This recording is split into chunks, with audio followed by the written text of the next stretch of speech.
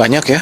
Pertama, Presiden menyampaikan dulu terkait capaian yang sudah diraih oleh pemerintahan Prabowo Gibran. Itu Presiden menyebut 130 hari. Kemudian setelah itu kita beri kesempatan untuk masing-masing Pemret mengajukan pertanyaan. Kalau saya rangkum pertanyaannya itu banyak ya, mulai dari persoalan geoekonomi ya, karena pertama terkait dengan Trump, kenaikan tarif Trump. Kemudian ada isu-isu domestik, persoalan politik, persoalan ekonomi. Kalau persoalan politik lebih ke bagaimana komunikasi apa yang dilakukan oleh pemerintah ini kepada seluruh pemangku kepentingan di negeri ini yang dirasa masih banyak kekurangan gitu. Kemudian juga ada isu-isu ekonomi, mulai dari penciptaan lapangan kerja, kemudian bagaimana peran sektor swasta ke depan, kemudian bagaimana Pak Prabowo kita tahu punya paradigma ya, bahwa negara ini harus menguasai seluruh cabang-cabang produksi dan memberikan kontribusi yang besar kepada publik, masyarakat banyak. Artinya peran negara menjadi sangat besar. Oleh karena itu banyak memang dieksplor upaya-upaya negara untuk terkait dengan peningkatan kesejahteraan masyarakat. Mulai dari makan bergizi gratis, kemudian Pak Prabowo juga menyampaikan soal pengecekan kesehatan gratis, kemudian pendirian sekolah, kemudian danantara, kemudian koperasi. Jadi banyak hal yang dilakukan. Nah, kemudian ada juga peran sektor swasta. Menarik juga Pak Presiden menjelaskan apa yang ada di pikirannya tentang seberapa strategis peran swasta yang harus berdampingan dengan capitalism estate ya. Kemudian ada peran koperasi dan ada peran dari UMKM. Jadi itulah isu-isu ekonomi yang disampaikan oleh Presiden. Tetapi ada juga isu yang lain, yaitu soal penegakan hukum. Gitu. Jadi bagaimana pertanyaan-pertanyaan kita yang kritis, bagaimana upaya Presiden untuk Pak Presiden berkali-kali menyampaikan negara yang maju itu adalah bebas dari isu korupsi. Gitu. Nah, pertanyaannya kita diajukan bagaimana Presiden menegakkan rule of law di negeri ini, mulai dari seluruh aparat penegak hukum, dimulai dari aparat penegak hukum juga birokrasi. Nah, Pak Presiden juga menyampaikan hal-hal itu, dan yang tidak kalah penting, kita juga menanyakan tentang hal-hal yang terkait demokrasi.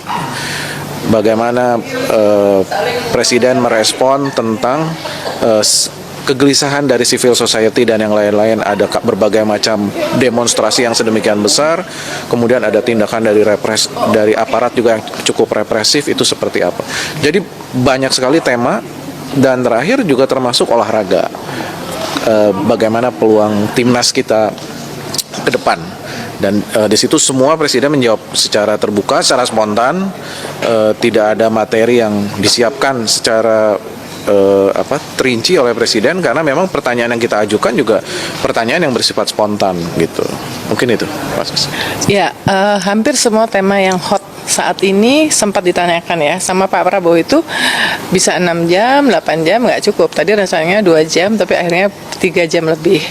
Tentu tema tentang danantara, RUU Polri, RUU TNI, korupsi, kemudian tentang peran swasta, tentang bagaimana dampak dari reciprocal tarifnya Presiden Trump.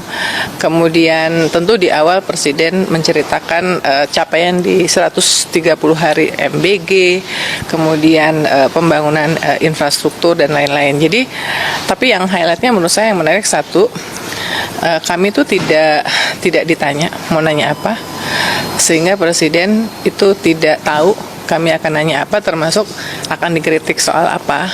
Menurut saya itu hal yang baik ya, karena masih ada narasumber yang suka nanya dulu pertanyaannya apa gitu ya. Presiden siap untuk menjawab pertanyaan apa saja, siap untuk dikritik, siap untuk di-challenge back dari jawabannya, dan semua pertanyaan dijawab cukup lengkap. Apakah jawabannya memuaskan atau tidak, tentu masing-masing kita yang bertanya punya ukurannya sendiri-sendiri ya.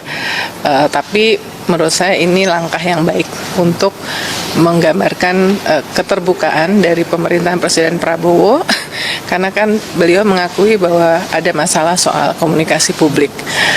Nampaknya orang-orang yang menyampaikan komunikasi selama ini, satu, orang baru, nggak punya pemahaman mengenai public communication.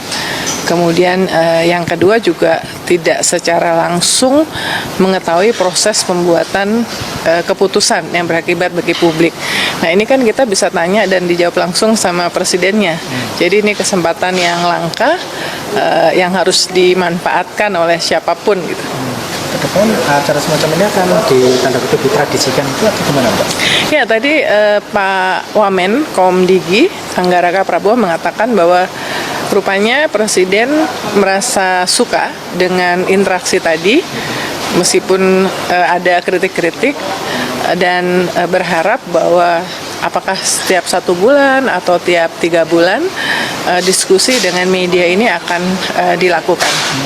Peserta medianya sendiri, Mbak, apakah juga akan makin bervariasi lagi atau bergantian atau gimana? Kalau itu saya belum tahu, karena benar-benar ini yang memutuskan adalah Wamenkomdigi Anggaraka, tentu atas diskusi dengan Presiden.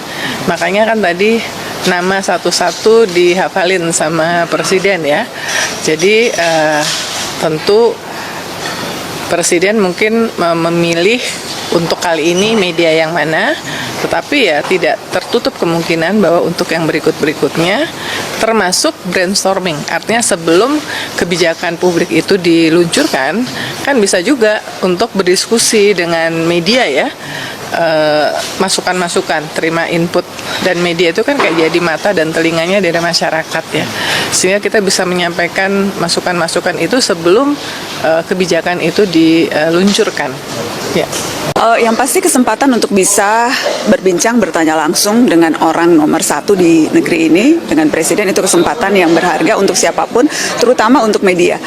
Jurnalis kan selalu berusaha untuk mendapatkan konfirmasi informasi sumber A1, orang nomor 1.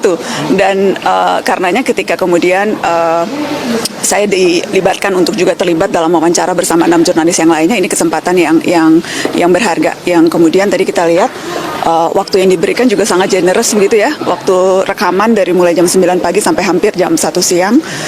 Dan pertanyaan yang diajukan juga beragam. Dan yang menarik adalah sejak awal memang tidak pernah ada batasan mau bertanya apa. Silakan saja. Jadi yang diatur hanya kurang lebih mekanisme formatnya, karena kan memang ada 6 wartawan, 1 moderator dari TVRI.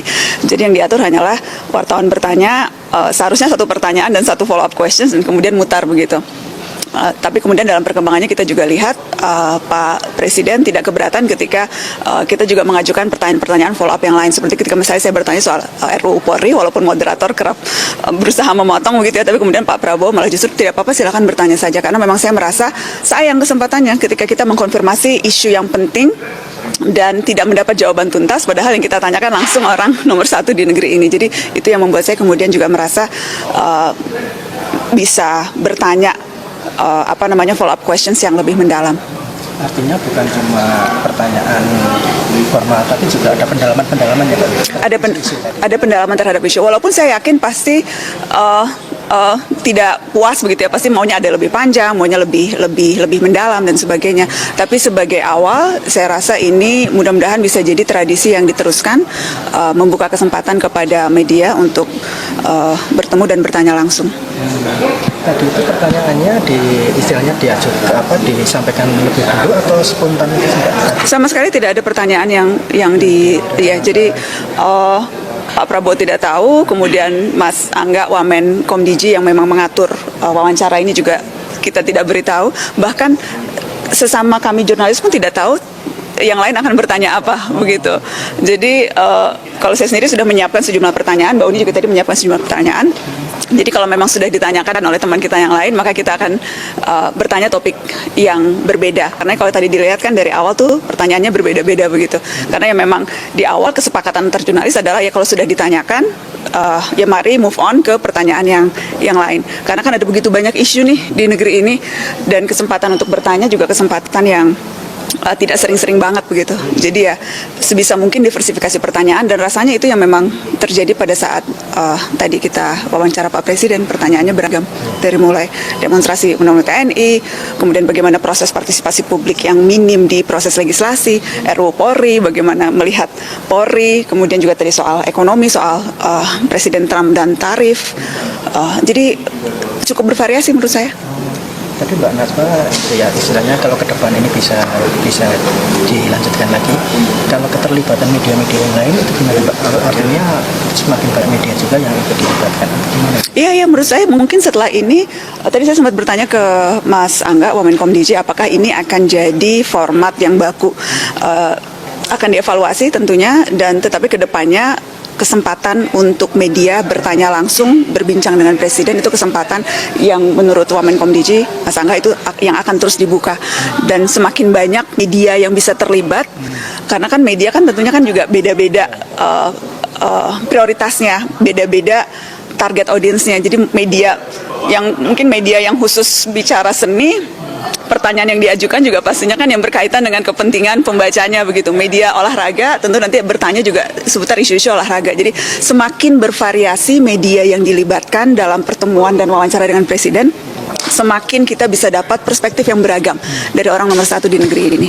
Itu akan perannya arti pentingnya bagus sampai ya untuk komunikasi publik pemerintah ini. Iya, saya percaya semakin terbuka, semakin transparan, maka akan semakin publik juga akan semakin bisa terlibat dalam proses pengambilan keputusan. Karena kan kuncinya kan memastikan keterlibatan publik, termasuk diantaranya ya, ikut mendengarkan pertanyaan, kritikan, dan masukan-masukan yang ditangkap media. Download Tribun X sekarang, menghadirkan lokal menjadi Indonesia.